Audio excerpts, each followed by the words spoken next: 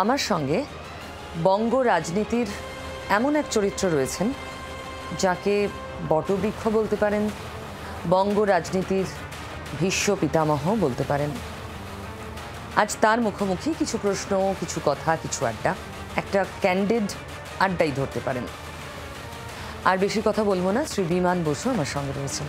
বিমানবাবু, স্বাগত জি 24 ঘন্টায় আপনাকে। আপনি সত্যি লেফটের জন্য, সিপিআইএমের জন্য একেবারে বটবৃক্ষের ছায়া দিয়ে আসছেন এত বছর ধরে, কিন্তু এখন এত বছরের আপনার অবদানের পরও কোথাও একটা ব্যর্থতার তকমা, লেফটের আর কিছু হবে না। এটা কেমন লাগে শুনতে? যাই হোক, যাদের এ কথা বলা প্রয়োজন তারা এ কথা বলবে, যাদের এ কথা না বললে চলবে না তারাও এ কথা বলবে। যারা তাদের রাজনীতিকে অগ্রসর করবার জন্য একটা ভ্যাকুয়াম দেখাতে চায় তারাও এ কথা বলবে। এ কথা ঠিক যে সারা পৃথিবীতে দক্ষিণপন্থী রাজনীতি তার হঠাৎ উত্থান হয়েছে। আগে ধীরে ধীরে হচ্ছিল, এরপর হঠাৎ উত্থাপন হয়েছে, মানে কি বলবো যে উত্থান হয়েছে, হঠাৎ উত্থান হয়েছে। এই উত্থান হওয়ার শক্তি যারা তথাকথিত নিরপেক্ষ রাষ্ট্র হিসাবেতে পরিচিত ছিল তারাও কখনো কখনো নুইয়ে পড়ছে, এরকম দেখা যাচ্ছে। আর আমাদের দেশের রাজনীতিতেও দক্ষিণপন্থার প্রাবল্য বেড়েছে। তা যদি না হতো তাহলে দক্ষিণপন্থা রাজনীতির একটা বড় সংগঠন, যারা ভিন্ন একটি সংগঠন, যা জন্ম হয়েছিল 1925 সালে নাগপুরে, তাদের নির্দেশ অনুযায়ী এবং তাদের ঘোষণা অনুযায়ী এই চিন্তন বৈঠকে যা করেছিল, ওই যে হরিয়ানার হ্রদের সামনে যে চিন্তন বৈঠক তারা করেছিল, সেখান থেকে তারা বলেছিল যে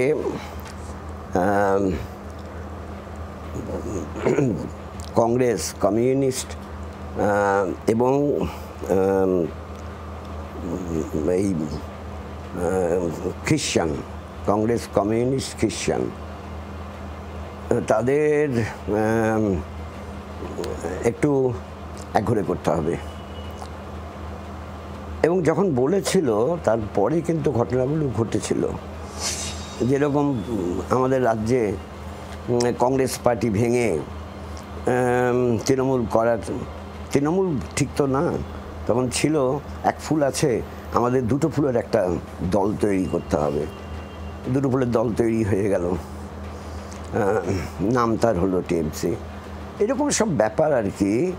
এগুলো করতে পারছে যেহেতু উদারীকরণের অর্থনৈতিক নীতি এবং কর্পোরেট লবির তাদের চিন্তা অনুযায়ী দেশে দেশে যে নীতিগুলো গড়ে উঠছে তা পরিচালনা করার ক্ষেত্রে তারা খানিকটা হ্যান্ডেল পাচ্ছে। সেই জন্য বাম আদর্শ নীতি পেরে উঠছে না। আমি বলছি এটা হচ্ছে সামগ্রিকতার বিষয়, সারা দেশ এবং সারা পৃথিবীর বিষয়। কিন্তু বিমানবাবু, এই সামগ্রিকতাই বাংলায় আপনাদের ব্যর্থতার কারণ বলে মনে হয়। বাংলার নির্দিষ্ট নিজের ইস্যুতে আপনারা কম মনোনিবেশ করেন, কম সেটা নিয়ে কথা বলেন, লোকের কাছে যান। সামগ্রিকতা, আপনারা গাজা নিয়ে সত্যি রাস্তায় নেমেছেন, এটা প্রশংসাযোগ্য। আমরা গাজার ওই ছোটো ছোটো বাচ্চারা যাদের মুখে জল পর্যন্ত তুলে দেওয়া যায়নি, তাদের জন্য আমাদেরও প্রাণ কেঁদেছে।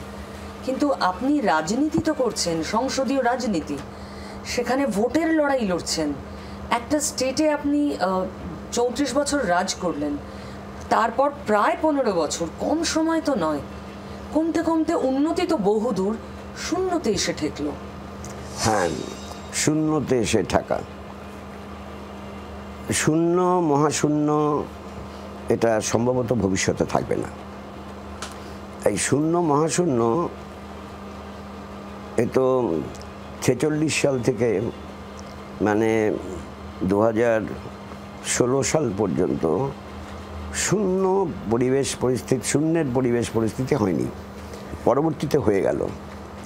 যেটা আমি বলতে চেয়েছিলাম যে বামেরা যে কাজগুলো করছে, এই বামেদের শক্তি খর্ব করতে হলে পর একটা নতুন পার্টি জন্ম দিতে হবে, যেটা সত্যিকারের প্রকৃত বাম বলে দাবি করতে পারবে।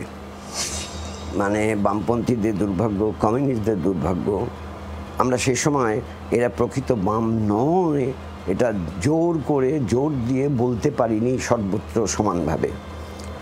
ফলে বাম বলেই তাদেরকে মনে করেছে। এই যে বিভ্রান্তি, এই বিভ্রান্তির কুম্ভিপাকে থাকা মানুষ, তাদের সময় লেগেছে উপলব্ধি করতে। ওই যে একটু আগে কথা হলো না 15 বছর, হ্যাঁ 15 বছর সময় লেগে গেছে তাদের উপলব্ধি করতে। আমার ধারণা এখনও সবার উপলব্ধি সমান হয়নি, কিন্তু লড়াই সংগ্রামে এই উপলব্ধির স্তরটাকে তুলে দিতে পারে। সে লড়াই সংগ্রাম ছোট হলেও কম হলেও মানুষের জীবন যন্ত্রণা নিয়ে নিচের দিকে কোথাও কোথাও জেলা স্তরে সংগঠিত হচ্ছে। এই উপলব্ধির প্রমাণ কি করে পেলেন যে মানুষ উপলব্ধি করছেন? ভোটে তো প্রমাণিত নয়। সেটা তো ভোটে, আমি তার আগে তো বললাম, আগে পর্যন্ত এটা বোঝা যায়নি। এখন বোঝা যাচ্ছে যে সেটা বুঝতে হলে অপেক্ষা করতে হবে আবার ভোটের জন্য। যদি আপনার কথা ধরে এগোই, মানুষ মনে করছেন হ্যাঁ বাম ভরসাযোগ্য, কিন্তু সেটা এনজিও হিসেবে।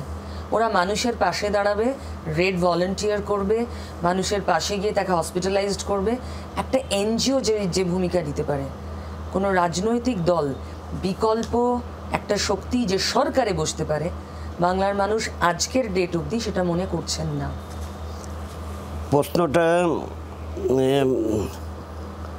এনজিও ক্যারেক্টারের চিন্তা আমাদের রাজনৈতিক দলের পক্ষ থেকে কখনো হয়নি। অনেক ধরনের এনজিও প্যাটার্নের কাজকর্ম মানে কমিউনিস্ট পার্টি জন্মের পর থেকে করে আসছে। আর্ত মানুষের সেবায় নিঃস্বার্থভাবে কাজ করার ক্ষেত্রে কমিউনিস্টদের জুড়ি বোধহয় কোথাও খুঁজে পাওয়া যাবে না, অন্য ক্ষেত্রে খুঁজে পাওয়া যাবে না কমিউনিস্টদের জুড়ি। এখন সেটা করার মধ্য দিয়ে যদি এনজিও প্যাটার্ন মনে করে, মনে করতে পারে, তাদের কি আছে, তাদের কিছু অসুবিধা নেই। না থাকে, মানুষ ভরসা করছেন না তো। মানুষ ভোটের সময় আর বামকে নজরে পড়ছে না, সেটা তো যেই ভোটগুলো হয়ে গেছে সেই ভোটগুলোতে এটা প্রমাণিত সত্য হিসেবে প্রতিষ্ঠিত হয়েছে। ভবিষ্যতেও তা হবে, এটা কোথায় গ্যারেন্টি আছে? কে গ্যারেন্টি দিচ্ছে ভবিষ্যতেও তা হবে? ভবিষ্যতে হবে না, ভবিষ্যতে হবে তার গ্যারান্টি আপনি দেবেন না? ভবিষ্যতে হবে না বলছি তো, ভবিষ্যতে হবে না। মহাশূন্যের একটা বৃহত্তর জালের আবদ্ধ থাকবে না মানে বামপন্থীরা, এটা বলতে পারি। পুরোটাই অতীত নির্ভর হয়ে দাঁড়িয়েছে। আজকের ইয়াং ভোটার, আগামী দিনের ভোটার, তাদের কাছে বাম বিষয়টা বায়বীয় নয়। কিভাবে পৌঁছবেন তাদের কাছে? তারা আকর্ষিত কেন? এটা কেউ মনে করতে পারে, কে কি মনে করলো এই চিন্তা করে কমিউনিস্টরা কাজ করে না। মানুষের উপলব্ধি কখনো অল্প সময়ে হয়, কখনো সময় একটু বেশি নেয়। আর কত সময় লাগবে? আমার মনে হয় না যে এবার মানুষের উপলব্ধির ক্ষেত্রে আরও তেমন বিলম্ব হবে যে বিলম্বে তারা বুঝতে পারবে না ভবিষ্যৎটা ভয়ঙ্কর। ভারতের পক্ষে ভবিষ্যৎ ভয়ঙ্কর। সব থেকে বড় উদাহরণ সাম্প্রতিক অতীতে আরজিকর। কম বাম মনস্ক মানুষ তো রাস্তায় নামেননি, দিনের পর দিন থেকেছেন, রাত জেগেছেন, রাস্তায় পড়ে থেকেছেন। আন্দোলনকারী চিকিৎসকদের মানে সন্তান স্নেহে গিয়ে খাবার দিয়ে এসেছেন, হাতে টাকা দিয়ে এসেছেন। সেটাও তো উপলব্ধি ছিল, এবং একটা দীর্ঘ সময় জুড়ে সেই উপলব্ধি মানুষ দেখেছেন, অনেকটা বড় সময় জুড়ে। তারপর যেটুকু ভোট হয়েছে, এখনো বড় ভোট হয়নি, যেটুকু ভোট হয়েছে তাতে তার চিহ্ন মাত্র নেই।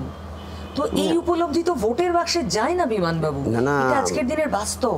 এটা কিন্তু ঠিক আরজি করের ব্যাপারটা, এটা আমাদের প্রায় এখন 39,000 ভিলেজ আছে, মানে বেঙ্গলে, সবাইকে টাচ করেনি। 9,000 ভিলেজকে টাচ করেছে কিনা আমি জানি না। আপনি বলছেন শহুরে? হ্যাঁ, শহুরে। আমি মফস্বল জেলায় আমি দেখেছি টিভি খুলে সিনেমা দেখছে, সিনেমা হলে যায় না। বাম কি টিভি নির্ভর হয়ে গেছে? বাম আন্দোলন, আপনাদের নেতাদের আমরা টেলিভিশনে দেখি, আর একটা জায়গায় দারুণ দেখি। যদি সেখানে ভোট হতো এতদিনে, এই 15 বছরে বাড়তিনেক আপনারা ক্ষমতায় আসতেনি। সেটা হলো ফেসবুক। এই বাম বিপ্লব ফেসবুকে আর কতদিন আবদ্ধ থাকবে, নাকি সত্যি রাস্তায় নামবে? হ্যাঁ, রাস্তায় নামবে, এই কথা বলতে পারি, রাস্তায় নামবে। রাস্তায় আনপ্ল্যান্ড ওয়েতে নামার তো কোনো অর্থ হয় না, প্ল্যান্ড ওয়েতেই রাস্তায় নামবে। এই মুহূর্তে বিমানবাবু, আপনারা যাদের নামাচ্ছেন রাস্তায়, এমন নয় যে আপনাদের ইয়াং ব্রিগেডকে আমরা দেখতে পাচ্ছি না, আমরা দেখছি, কিন্তু ভোটে তাদের ক্রেডিবিলিটি কিছু নেই, তাদের বেশিরভাগেরই জামানত জব্দ। এটা কেন?